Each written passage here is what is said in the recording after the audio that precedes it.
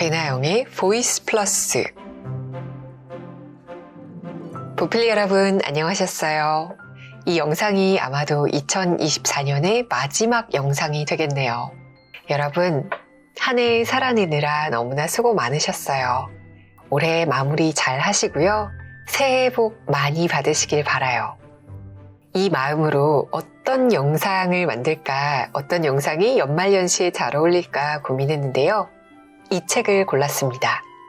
젊은 작가상에 빛나는 맨부커상 후보로 꼽혔던 박상영 작가가 쓴 순도 100%의 휴식이라는 책이에요. 처음 읽을 때 꽤 놀랐어요. 순도 100%의 휴식을 기대하면서 책을 펼쳤는데요. 고작 14페이지 만에 이런 고백이 적혀 있는 거예요. 수많은 여행 끝에 내가 도달한 결론은 하나다. 나는 결코 여행을 통해 휴식을 취할 수 없는 사람이라는 것. 심지어는 여행을 그다지 좋아하지 않는 사람이라는 것도. 이렇게까지 솔직하실 수가요.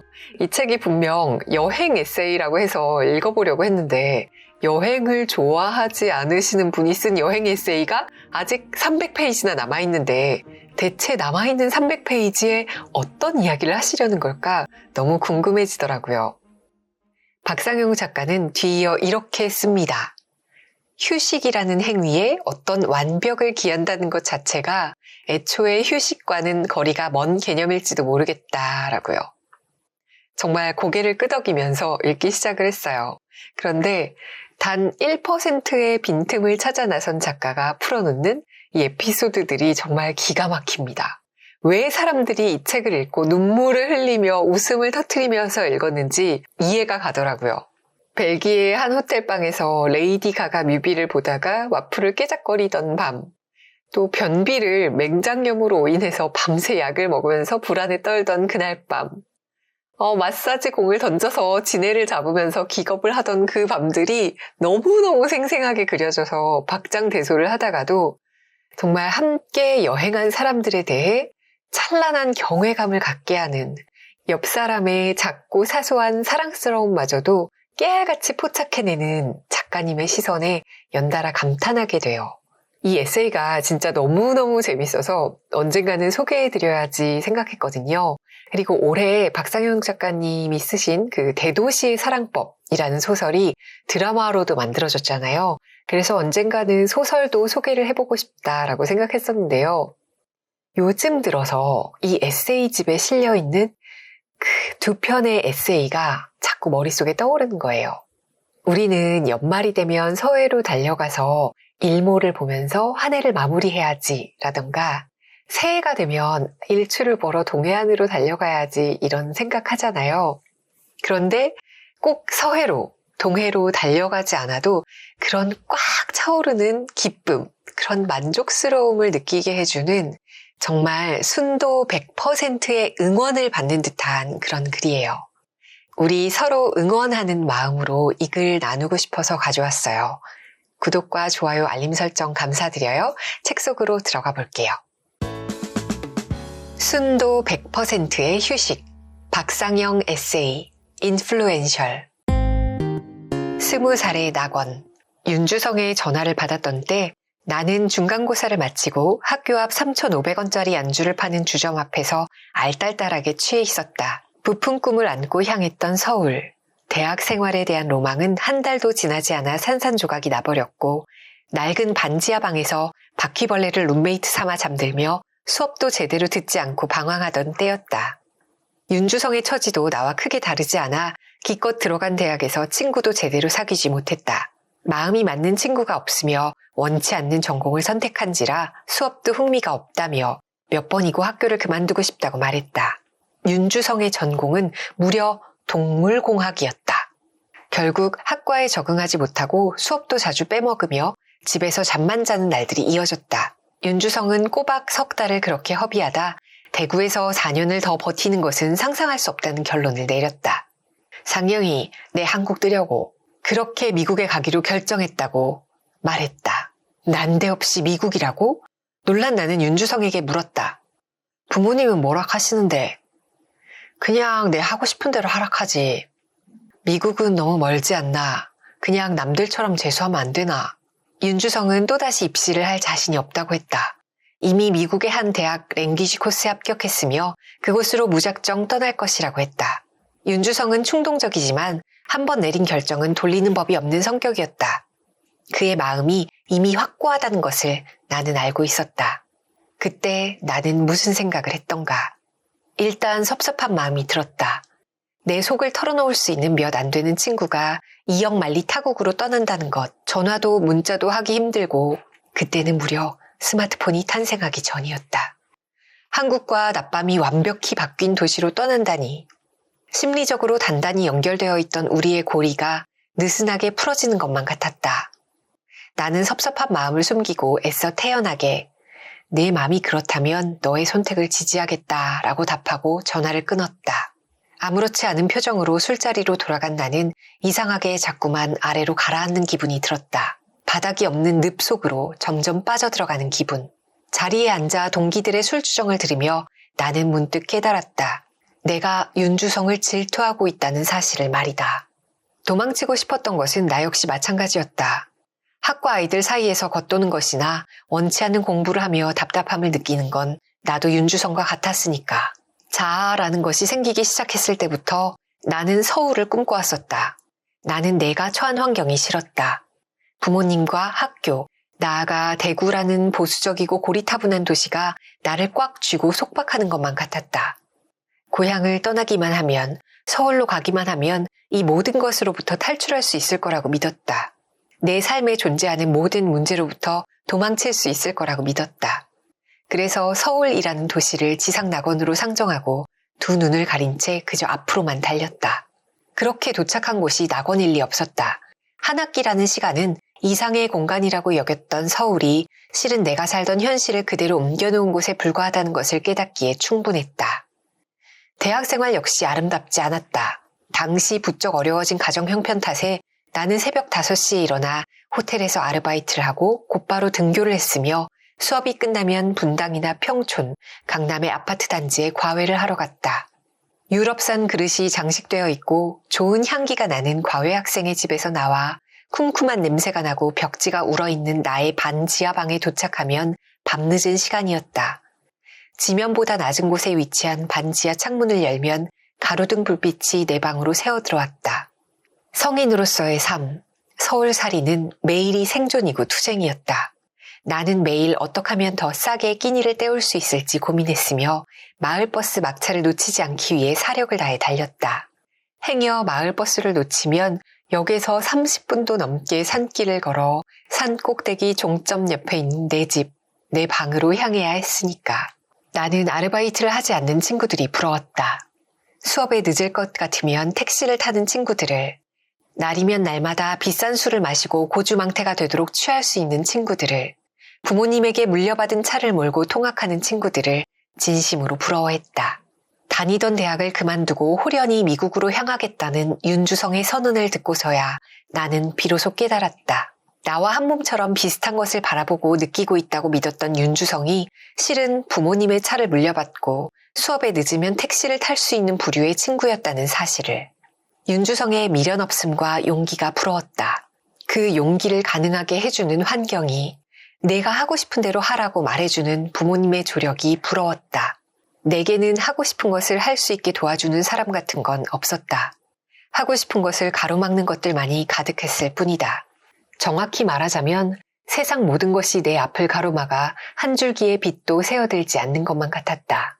당장이라도 휩쓸려 버릴 것 같은 성인의 삶. 세차고 고독한 삶의 물결 앞에서 나를 두 발로 똑바로 설 수 있게 하는 것은 나 자신뿐이었다. 윤주성의 미국행은 내가 이 서울 땅에 홀로 버티고 서 있다는 사실을 더욱 절실히 느끼게 해주었다. 얼마 지나지 않아 나는 컨디션을 핑계로 수업을 빠지기 시작했다. 대학을 다니기 위해 돈을 벌고 고된 서울살이를 하는 것이면서도 학교 수업을 듣지 않는 모순된 일상을 이어나갔다. 그렇게 고생은 고생대로 하고 실속 없는 한 학기를 보내고 난 후 나는 자괴감에 사로잡힌 채 내 대학생활 첫 여름방학을 맞이했다. C와 F가 가득한 성적표를 받아들었으며 처음으로 학사 경고라는 것을 받게 되었다.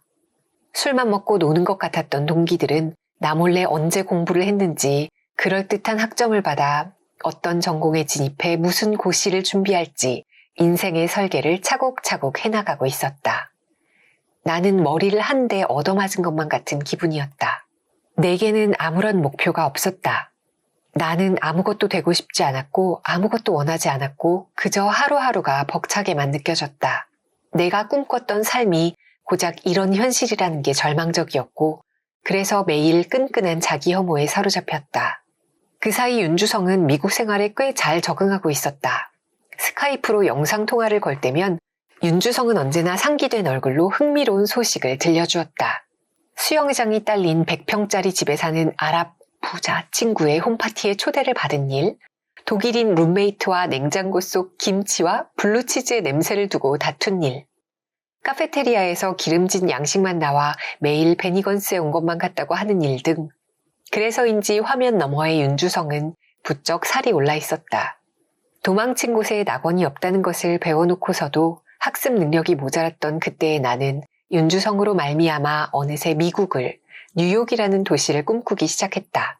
그리고 결국 나는 일을 저질러 버렸다. 나는 부모님에게 알리지 않고 충동적으로 대학을 그만뒀다.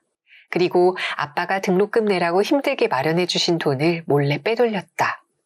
알바에 과외를 하며 번 쌈짓돈을 모아 미국행 티켓을 샀다. 아무런 대책도 그럴듯한 계획도 없었다.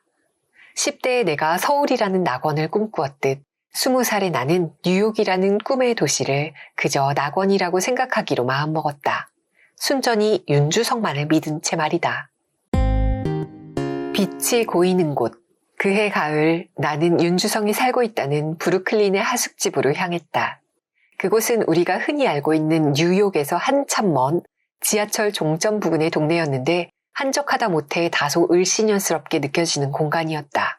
그럴듯할 것이라 예상했던 것과는 달리 윤주성이 사는 집은 한눈에 보기에도 낡았고 툭 치면 다 쓰러져 버릴 것 같은 목조주택이었다. 고3 때보다 살이 더 찐 모습으로 파자마를 입은 채 걸어 나오는 윤주성의 모습을 보며 나는 역시나 낙원은 환상 속에나 존재한다는 사실을 단박에 깨달았다. 우리가 살았던 하숙집은 한인 목사 부부가 운영하는 참으로 묘한 공간이었다. 윤주성을 따라 무거운 가방을 들고 가는데 계단을 올라가도 방이 나오지 않았다. 야, 네 방 도대체 몇 층인데 여기 무슨 호그와트가. 와보면 안다. 숨을 쌕쌕대며 우리가 도착한 곳은 옥탑방. 한쪽 벽면이 사선으로 기울어 있고 사선으로 된 벽이자 천장에 커다란 창문이 있어 여름에는 덥고 겨울엔 춥지만 방값이 파격적으로 싼 공간이라고 했다. 초가을이었음에도 수면 양말에 두꺼운 패딩을 입고 있는 윤주성을 보며 나는 윤주성에게 느꼈던 질투심을 조금은 거둘 수 있었다. 윤주성과 나는 그렇게 룸메이트가 되어 손바닥만한 옥탑방에 함께 살게 되었다. 아침 7시면 귀청이 터질 것처럼 커다랗게 종소리가 울려 퍼졌다. 조식을 먹으러 오라는 일종의 알림이었다. 눈곱도 떼지 못한 채 1층 식당으로 향하면 하숙집에 거주하는 사람들 모두와 마주할 수 있었다. 그곳에 묵는 학생들은 대부분 인근 대학에 다니는 유학생들이었는데 서로 아무런 교류 없이 적대적인 분위기를 풍기곤 했다. 알고 보니 집이 턱없이 낡은 탓에 방음이 전혀 되지 않아 필연적으로 서로 갈등을 불러일으킬 수밖에 없는 구조이기 때문이었다. 윤주성과 나는 함께 방에서 두런두런 대화를 나누다 몇 번이고 컬럼비아 대학에서 경제학을 전공하는 20대 중반 남성의 경고 어린 방문을 받아야만 했다. 지하층에는 혼잣말을 계속하는 중년의 남성이 기거하고 있었다. 몇 번이고 집을 옮길까 고민했지만 매일 식사가 제공되고 주변 집들에 비해 파격적으로 싼 곳이라는 장점이 있어 결국 옮기지 못했다. 우리는 브루클린 끝자락에 있는 숙소에서 맨해튼의 학교까지 통학을 했다. 당시 미국 전역에는 리한나의 엄브렐라가 흘러나오고 있었으며 남녀노소 할 것 없이 마주치면 드라마 가십걸에 대해 이야기했다. 아침마다 정신없이 준비하고 지하철에 자리를 잡으면 어김없이 물건을 하나씩 빠뜨리고 나오기 일쑤였다. 특히나 나는 하루에 한 번은 꼭 립밤을 발라야 하는 건조한 피부인데 립밤이라는 물건은 어찌나 신묘한지 발이 달린 것도 아니면서 필요할 때면 꼭 사라지고는 했다. 그럴 때마다 나는 꾸벅꾸벅 졸고 있는 윤주성의 옆구리를 푹 찌르고 물었다. 주성이 니 립밤 있나? 니 제발 좀 립밤 챙겨 다니면 안 되나? 미안. 주성은 경미하게 짜증을 내면서도 언제나 내게 립밤을 빌려주었고 나는 그런 그가 무척 든든했다. 입술을 빌려주는 친구라니 거의 혈연이라고 봐도 무방하지 않은가. 짧은 방학 때마다 윤주성은 부지런히 어딘가로 떠났다. 캐나다 국경의 나이아가라 폭포, 학교 친구 제스민의 본가가 있는 웨스트 버지니아, 심지어는 피 터지게 싸운 룸메이트의 나라 독일까지. 그럴 때마다 나는 브루클린의 다락방에 혼자 남아 심슨 가족이나 패밀리 가이, 윌 앤 그레이스 같은 것들을 틀어놓고 방 안에 쟁여놓은 크래커에 누텔라를 발라 야금야금 갉아먹고는 했다. 어느 한적한 주말 워싱턴 DC 관광을 마치고 온 윤주성은 1박 2일 사이 누텔라 2통이 사라진 것을 보고는 진심으로 놀랐다. 네 밥 대신 이것만 먹었나? 나는 담요로 몸을 감싼 채 고개를 끄덕였다. 살면서 누텔라를 숟가락으로 퍼먹는 사람은 네가 처음이다. 우리는 20대의 첫 크리스마스를 함께 보냈다. 뉴욕의 록펠러 센터 앞 아이스링크가 개장했고 빌딩 높이만큼 거대한 크리스마스 트리가 설치되었다. 트리는 푸른색 조의 전구가 둘러져 있었으며 자본주의가 뭔지 제대로 보여주겠다는 듯 온갖 휘황찬란한 오너먼트가 달려 있었다. 우리는 돈이 없어 아이스링크에는 들어가지 못하는 대신 인파를 뚫고 들어가 살면서 본 가장 큰 트리 앞에서 캐논 디지털 카메라로 사진을 찍었다. 근처에 관광객이 너무 많아 내 얼굴이 어디 있는지 분간하기도 힘든 사진이 찍혔다. 우리는 카메라 화면에 뜬 사진을 보며 깔깔대고 웃었다. 없는 살림에도 크리스마스 분위기는 또 내고 싶어서 집에 오는 길에 섹스 앤 더 시티에도 나왔다는 유명한 케이크 가게에 들러 치즈케이크와 레드벨벳 컵케이크를 하나씩 사왔다. 그리고 둘이서 조촐하게 크리스마스 파티를 한 뒤 케이크를 나눠 먹었다. 우리는 누가 먼저랄 것도 없이 말했다. 한국에서 먹는 거랑 별 차이 없는데? 곧 새해가 다가왔고 하숙집 앞에 있는 유일한 한국 음식점인 신포 만두 문 앞에 편말이 걸렸다. 새해 첫날 만둣국 무료 제공. 버스를 타고 가다 그 문구를 발견한 순간 윤주성과 나의 2008년 첫 끼니가 정해졌다. 만둣국!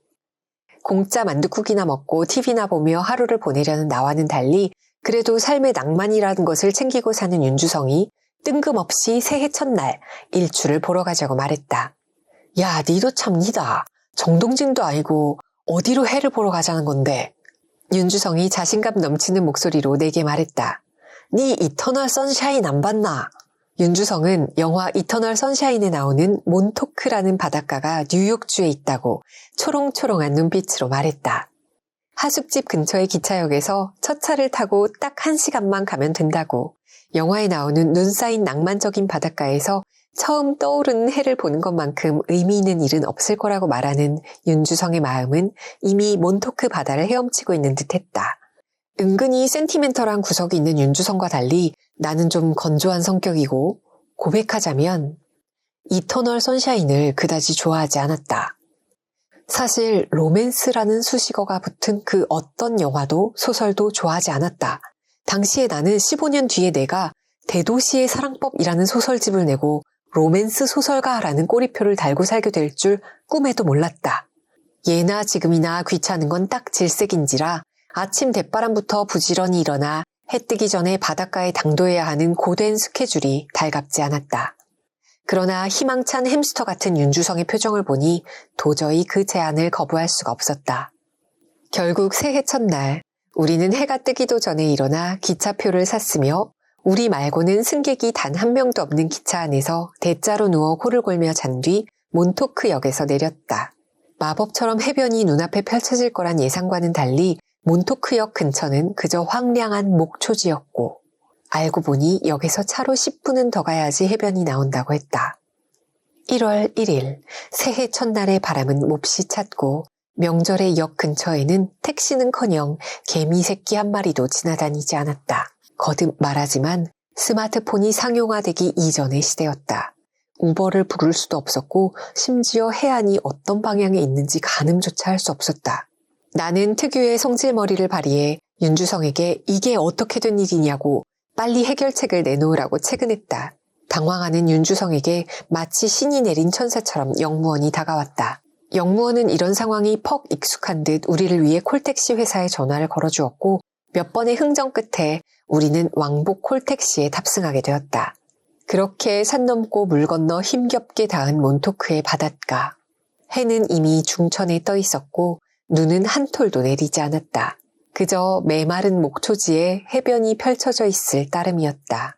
그러나 아연 실색할 만큼 파란 바다 앞에서 세상의 온갖 빛이 다 비추고 있는 것 같은 선명한 빛깔 앞에서 20회를 살며 살아온 모든 시름이 다 씻겨내려가는 기분을 느꼈다. 그리고 이내 바다에서 불어오는 강풍에 귀가 떨어져 나갈 것 같은 추위를 느꼈다. 윤주성 역시 나와 마찬가지였는지 이전에 본 적 없던 환희에 찬 표정으로 좋다는 말만 계속 반복했다. 우리는 누가 먼저랄 것도 없이 이미 중천에 뜬 해에 대고 소원을 빌었다.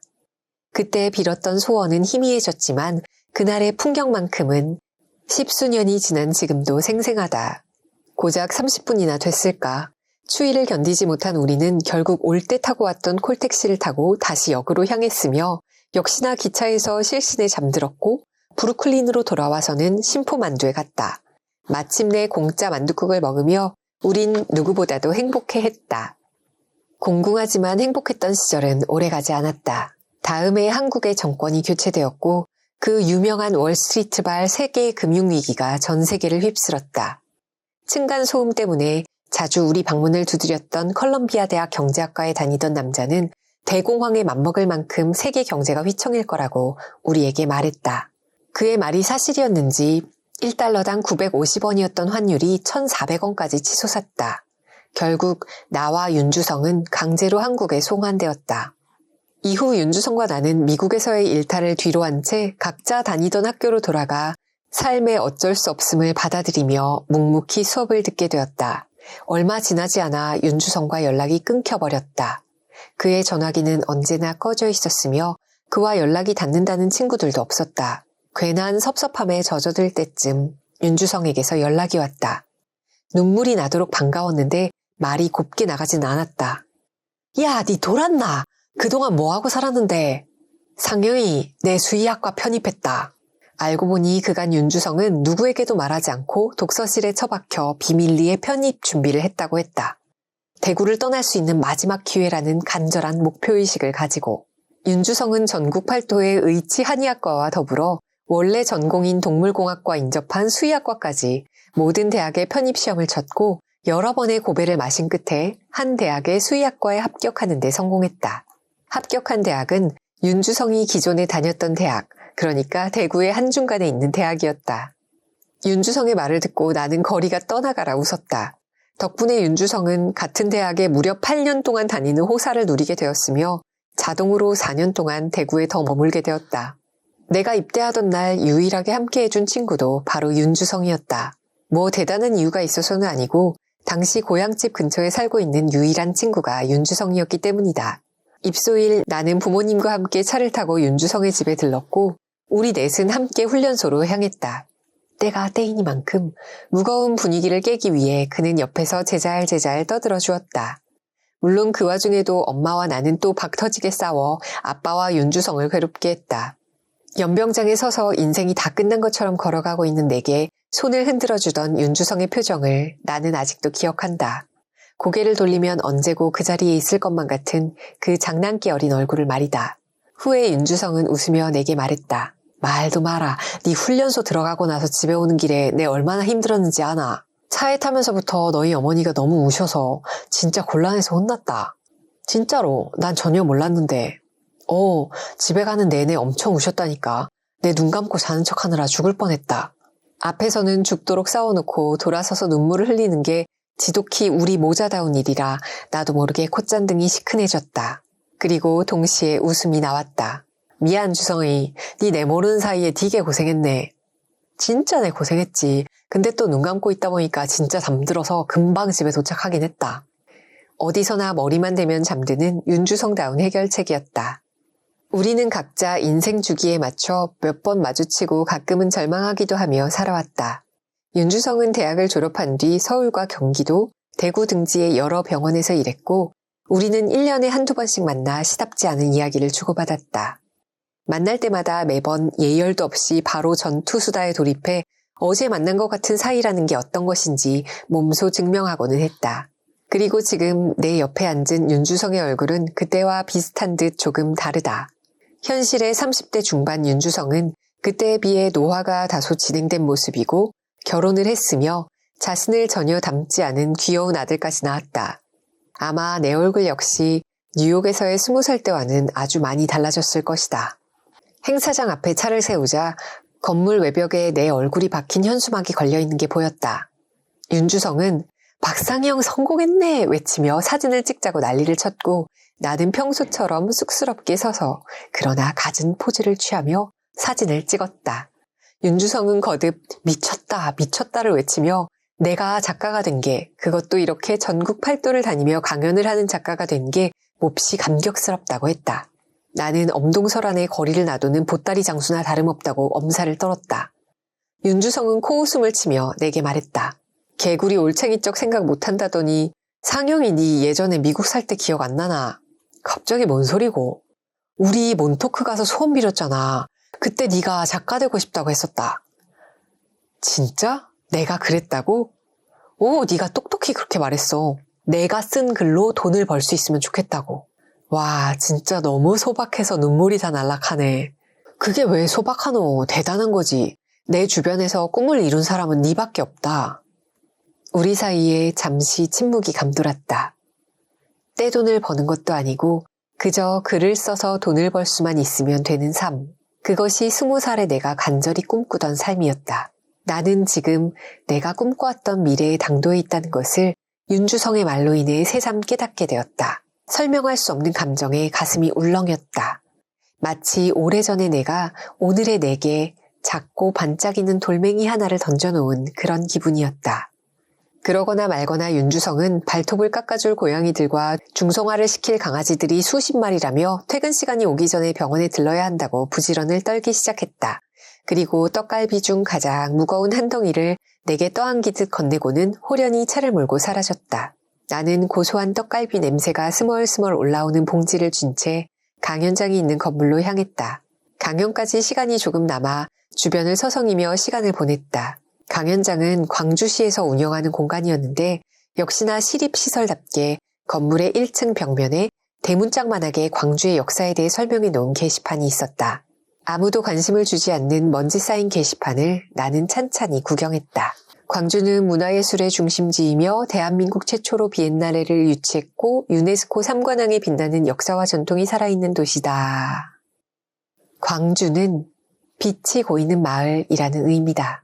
빛이 고이는 마을이라 그 말을 읽는 순간 처음으로 광주라는 도시가 윤주성과 썩 잘 어울린다고 생각했다. 이터널 선샤인을 좋아하는 사람, 때때로 마른 입술에 촉촉함을 더해주던 사람, 추억의 소중함을 알고 있는 사람, 그래서 잊고 있던 사소한 추억까지 간직해 반짝이는 모습 그대로 상대에게 전해주는 사람, 그러니까 언제나 밝은 빛을 뿜어내는 사람. 윤주성과 내가 보내온 그 찬란한 시절이 낯선 도시에 찰방찰방 고여있는 것만 같은 기분이 들었다. 이금희 아나운서는 이 책을 읽으면서 키득거리다가 눈시울이 뜨뜻해지다가 하면서 읽었다고 했고요. 배우 봉태규는 책을 읽었을 뿐인데 이토록 기분 좋은 여독이 오다니 라고 말했어요. 그러면서 봉태규는 박상영과 함께하는 여행이라면 주저없이 따라 나설 것이라고 했는데요. 여러분은 어떠셨어요? 오늘의 나에게 작고 반짝이는 돌멩이 하나를 던져놓고 그리고 언젠가 꿈꾸던 미래에 당도했을 때 그걸 돌이켜볼 수 있는 그런 사람이 되시면 좋겠어요. 올해의 사소한 추억, 반짝이는 추억들을 쭉 간직하셨다가 언제든 다시금 따뜻하게 꺼내볼 수 있는 그런 날들이었으면 좋겠습니다. 2025년에도 언제나 밝은 빛을 뿜어내는 그런 날들이시길 바라요. 우리는 다음 주에 만나요. 안녕.